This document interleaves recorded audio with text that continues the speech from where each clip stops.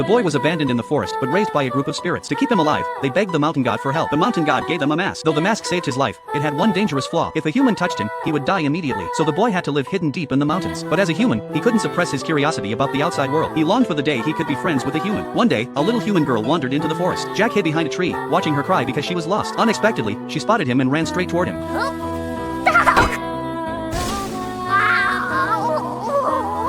Jenny stared curiously at the boy in front of her, but Jack told her that if a human touched him, he would disappear. Young Jenny didn't believe him. She tried to rush toward him again and again. Finally, Jack lightly tapped her head with a stick. She sat down, crying from the sting. When he extended the stick to help her up, ほら、チビ。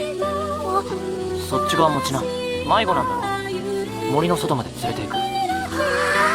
she finally behaved. She didn't try to touch him again, but she kept studying him with keen interest. As she was about to leave the forest, Jenny gathered her courage. She asked if they could exchange names and become friends, but Jack sternly warned her not to come back. He stared at her until she grew nervous. She shouted that she would return tomorrow with a thank you gift, then ran off. Just as she turned to leave, she heard Jack's voice behind her. Linda.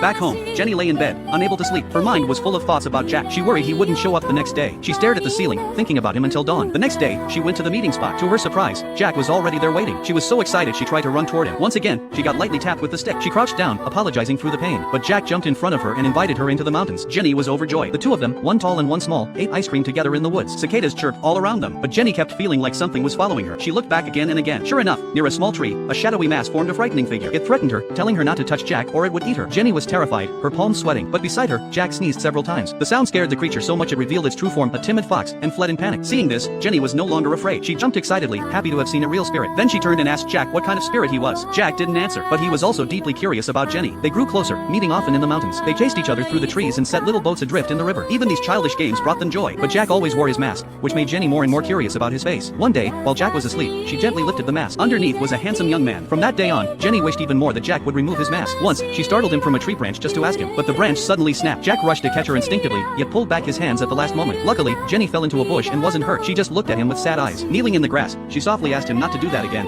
何があっても絶対私に触らないでね。 After that, she never asked him to remove the mask, but she returned to the mountains every summer to see him. Time passed quietly. Years went by, and Jenny grew into a graceful young woman, now much taller. They walked side by side and flew kites together, looking almost like a couple. But Jenny seemed distracted. She had noticed that she was growing up, while Jack hadn't changed at all. She walked on, lost in thought, head lowered. When she finally looked up, she saw Jack had stopped. He was gazing up at the sky. Then, slowly, he took off his mask.